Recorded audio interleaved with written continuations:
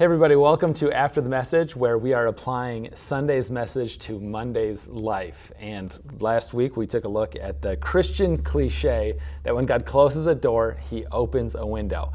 And I'm getting the opportunity to sit down with the one and only Eric Bohr. Yep. Why don't you give us a little introduction of yourself, or maybe some of our people who don't immediately recognize you, and then we'll jump into some observations. Yeah. My name's Eric. For those of you who don't know me, I am the pastor at our Fulton Heights location, so mainly over there about 90% of the time, and also serve as the care pastor here at Encounter Church for both locations. So I've been here almost 2.5 years now. Love it. Most people will see the bald guy around and know it's me. Yeah, balding guy. We know it's guy. both of us. Yeah, That's exactly. I like this conversation for you sitting in a chair, so I'm Yeah. grateful for you just because of your strong chaplaincy background and training that you have, as well as just like another one of the what was intended to be a lighthearted series, these Christian cliches, but then they sort of sit like pretty heavy, like some really raw feelings in the story of Habakkuk. What were some of your observations, or what did you hear as a listener on Sunday? Yeah.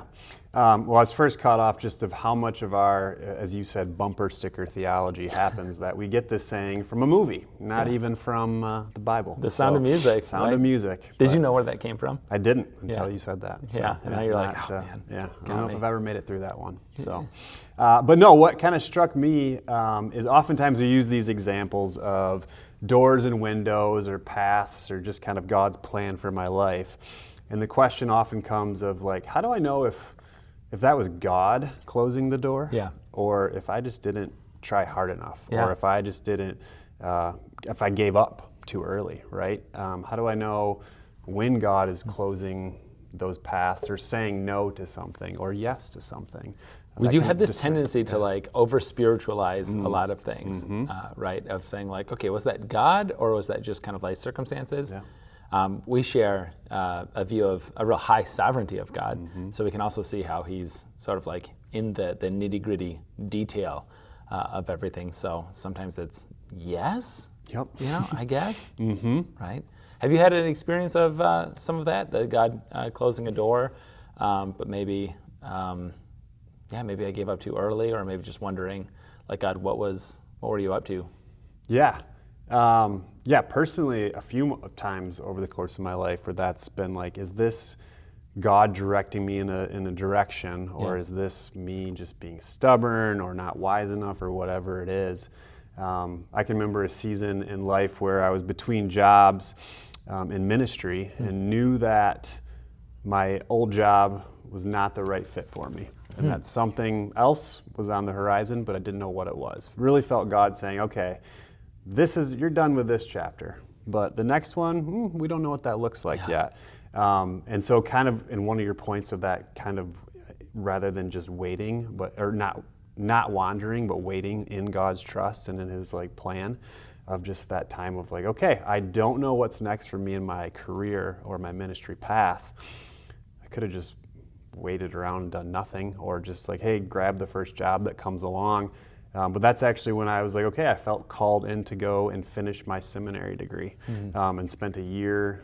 I was already enrolled, but had spent a year full time doing that, just kind of in that waiting and that trusting that, okay, when this is done, not that I expected the window, if you will, to be open and like, you're going to graduate and this is going to happen, but more of that trust and that waiting season. So it's an active waiting versus a passive waiting. It's like sometimes we think about waiting on God as waiting on God to show up and remove all the barriers and to pull through with the ministry job. And I heard you saying, I'm waiting, but I'm also trusting that he's going to do something while actively pursuing that next goal, what I believe is in the store for him.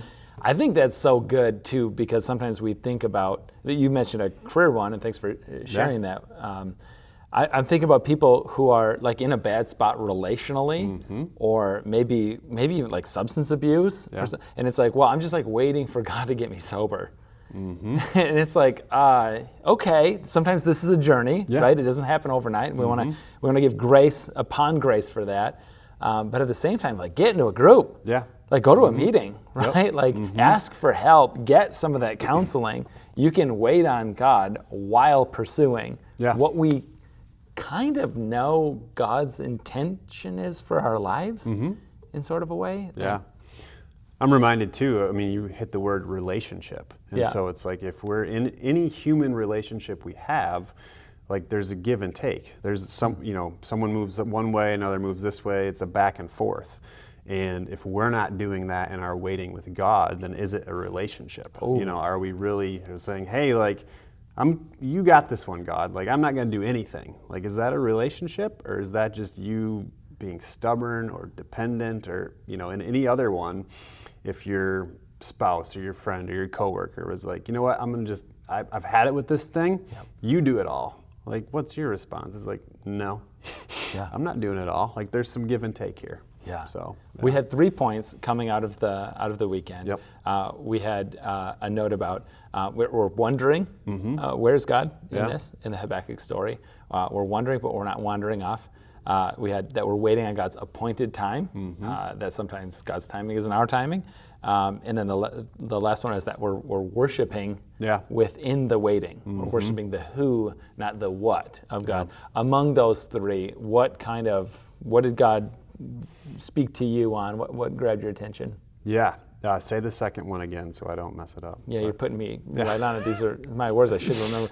We're waiting on God's appointed time, the fullness of time, the moed, the Hebrew word that we talked about. Yeah, so that really stuck with me when we talk about God's timing and our timing. And if you look at Habakkuk of when he wrote this, he's at the end of the southern kingdom of Israel. The northern kingdom, like you said, has been wiped away.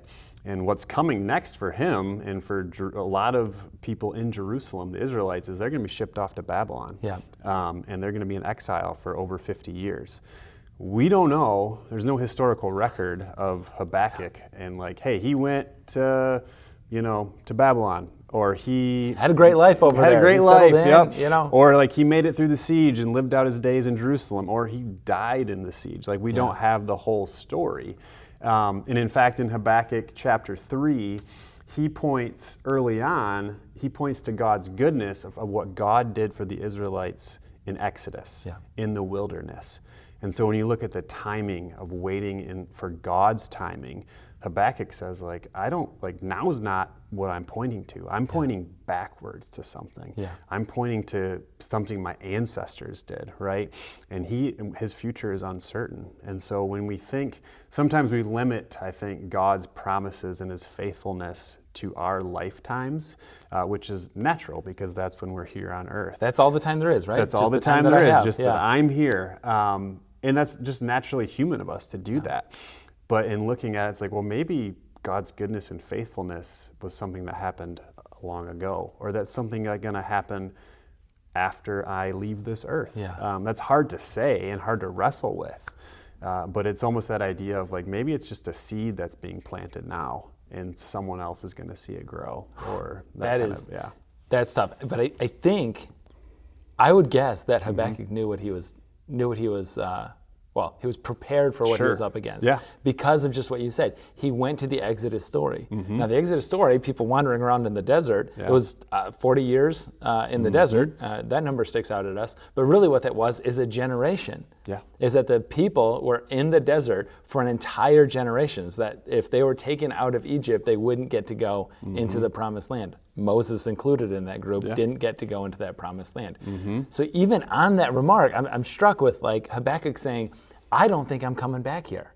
I don't think I'm either going to make it through the siege, as what you said, make it through exile, or live long enough to see God's people come back from the exile in Babylon to repopulate Jerusalem. I think he was totally like, all right, the appointed time for him, that moed, he was prepared for it going beyond his lifetime, which is something, maybe there's like an American individualism piece to this, where I'm just like deeply uncomfortable with like God not closing that arc for me like I want him to. Yep. And even though he didn't have the story and the names, he knew of that Jesus, whoever that was coming someday. Yeah, that's good. Whereas, looking back, we have that as well in that story.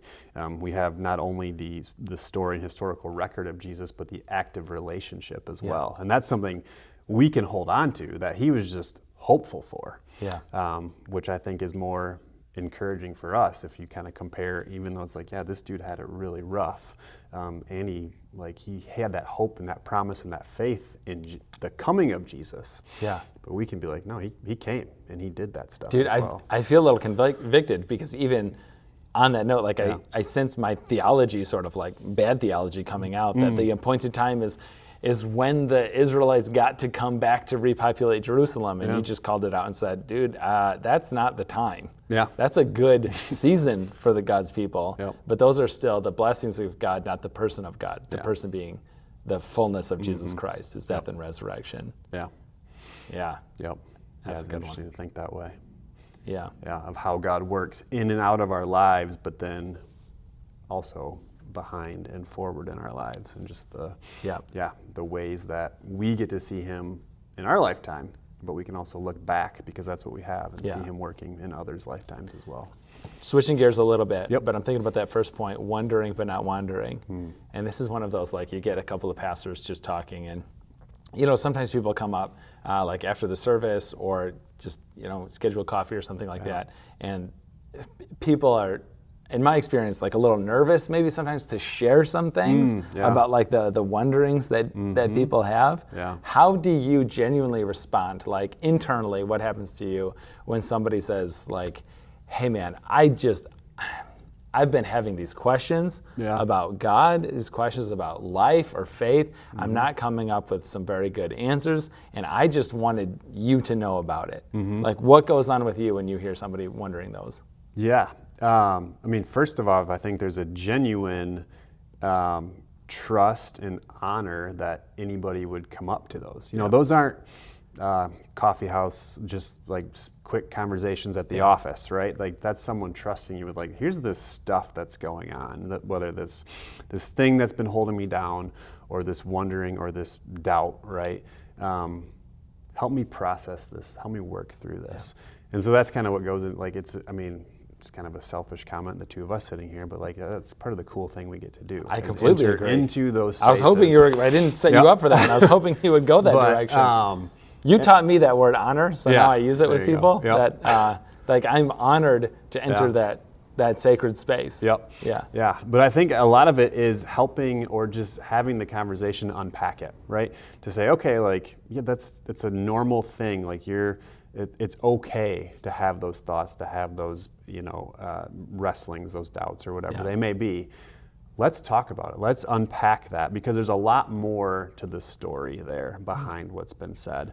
And I think you appreciate this too, is a lot of times when people are finally ready to like talk to somebody, whether that be one of us, whether that be someone they trust at home, whether that be a good friend, they're like, hey, something has tipped, something has moved them to do that. Yeah. Because most likely, we all kind of deal, when we have something come up, like we wrestle internally by ourselves for a long time before we're like, either I need help or I need to process this or whatever that looks like.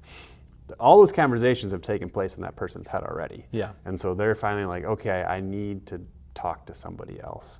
And there's just this like, okay, like let's set space aside to explore what that waiting, what that wandering looked like.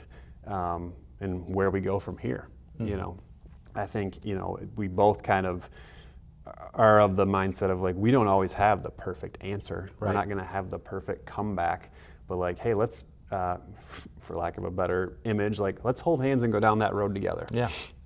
And just see where this leads. Yeah. And I think sometimes, man, just being real is. I had somebody just like ask me, I'm like, you're a pastor, so I'm guessing I know the answer, but do you ever wonder about these things? Yeah.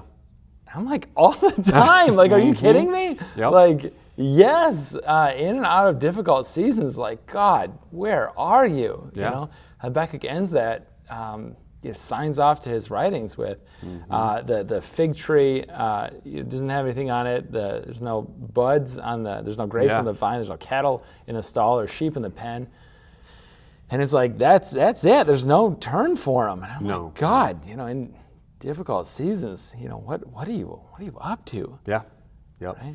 But then sometimes like the alternative though is like in those moments when there's like this temptation to like jettison faith or jettison God, I'm also like on a very practical level, like, where am I going to go? Yeah.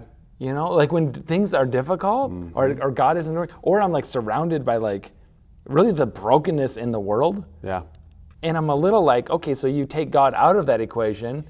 The only thing that you've taken out is the potential solution, none of the problem, because that's still right.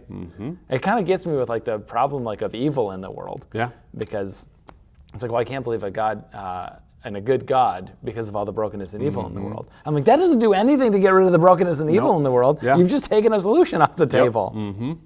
Yeah. Yeah. Yeah. That's interesting the way that we process things and look for like, oh, that's either the solution or that's the problem and the evil. And like you said, it's taking something off the table. It's like, why would we take this away? It's a little aspirational. This is going to be a big aspirational story, but I heard this story. It's like one of those like, how do you end the message, and you got to like, what's the angle? And so like on Sunday it was more about like, hey, you're in the waiting room, the Max Lucado thing, and that's okay. Like God has you here for a reason. Don't try to rush out that window. Right? Especially like sharing the story of somebody, relationship that got broken off, and it's like, well, I better just jump into another one. And I was like, no, don't do that. Don't do that. I wanted to go into, see if I can remember them now. The like the 4 C's of relationships, because just there's a bunch of young people around, and that's a big part of the 4 C's of a good relationship is. And then, so this is like what you're waiting for, right? It's character, it's chemistry, chemistry, commitment, and man, there's one more. I'll drop it in the comments later. I can't remember. But the one that was not on that list, the 5th C of compromise. Oh, like that's not what we're looking for, right? Like hold on for your person to come through. Yeah, just a huge encouragement on that one. But we're already at our runtime. But like thinking about through that ending and like, hey, you're in the waiting room. That's okay. Don't compromise. You're in the waiting room. God still has something for you. Another ending that I thought about going in, and this is just sometimes these stories are just so like out in front of us that it's like, wow, I don't know if I could ever have the faith like that. God help. But the story is 1851. Alan Gardner is an English missionary. He sets off on this ship with a bunch of his people. They're going to reach unreached people groups and tell them about the good news of Jesus. And he sets sail, and pretty quickly, I think around the tip of South America, he gets shipwrecked, deserted island. Nobody's on this thing, right? And there's like very few resources to go around. And Gardner is keeping a journal this entire time. And he's telling the story about like how just in his journal one by one about how some of his people are starving, are dying off. And it looks like in the journal that he is the last one left. And he quotes, and I just wanted you to hear it. He quotes in his journal, in his last journal entry, Psalm 34, verse 10. And he says in Psalm 34, he quoted, "The lions may grow weak and hungry, but those who seek the Lord lack no good thing." I mean, this is a guy who's just watched everybody around him just starve for the cause of Christ. And they didn't even get to tell anybody about Jesus. Just looks like an utter failure. Like, God, what? I would be so mad at God in that moment. And he's not going to see his friends. He's not going to see his family ever again. And the very last words on his journal is, "I am overwhelmed with the goodness of God." And they find his journal later on, and wow. And I think, like, God, that you would give me a faith like that. A faith like Habakkuk. Yeah, I was going to say that's pretty reminiscent of Habakkuk and just how he ends chapter 3 when he's like, I mean, you mentioned it, the crops, the rain, all these things, and then there's that little big word that you highlight. Little big word. Yet. Yep, exactly. That's what that story sounds like. Like, all this stuff happened. I didn't get to fulfill my mission. We ended up on this island. We all died. Like, I'm saying that we're saying that lightly, but just the reality of that. And then he's like, yet I will do that. And I wonder too, for all of us, how we move we all, like you said, all have seasons, all have circumstances that things aren't going well, or there's a relational issue, there's a whatever kind of darkness, brokenness, evil, right? We kind of said that we're going through. How do we move like that? We move from that stinks, God, why are you doing this, to that yet, right? To that, how do I? This is going on. This is awful. I don't get it. I might even be angry, mad, frustrated, whatever at God. Side note: those are all okay, and those are all relational, right? Like we're angry at someone, and we have a relationship with them. But going through all that, how do we move through that to the yet, like Habakkuk, or to his, to this story of this missionary, to like. This is a little tangential, but I'm just kind of curious what your thoughts on, because I love what you just said. If you're angry, if you're frustrated, if you're feeling all these emotions towards God, you can share those things, right? I'm wondering how you'd respond to this. What if you don't have any of those, or any of the other feelings? Yeah. I mean, this is a big statement that I want to kind of just collect your thought on. Yeah. But I love when people have big feelings towards God, because it means an active, real relationship. What does it mean if you don't have any? Does it mean that there's no relationship? No. Okay. But what I would say is stick around. Stick around. Stick around, because we all go through these seasons, right? And maybe your time of just the ups and downs haven't come yet. And that's you don't have to feel guilty about that. You don't have to feel bad. And my gut is that you do have some feelings toward God. Like if you're in a relationship with Him, you just might have this joy, this wonder, this happiness. Maybe you haven't experienced the doubt, the anger, right? But that's where, this world is a beautiful place, but it's also filled with things that aren't so beautiful. And that's where I kind of just, stick around. Stick around. There might be a time in your life where those emotions come out, and you can remember, kind of almost to Habakkuk, but remember back to the good times, right? The times of God's faithfulness, the times of nothing's going wrong for me right now. Is that, to your point, am I not in a relationship with God? Am I not close? It's no, we just all have these different paths we go on. So, that's good. Yeah. That's good. Thanks for being here, man. Yeah. And just having the conversation on some hard things, but also some really, really hopeful things. Yep.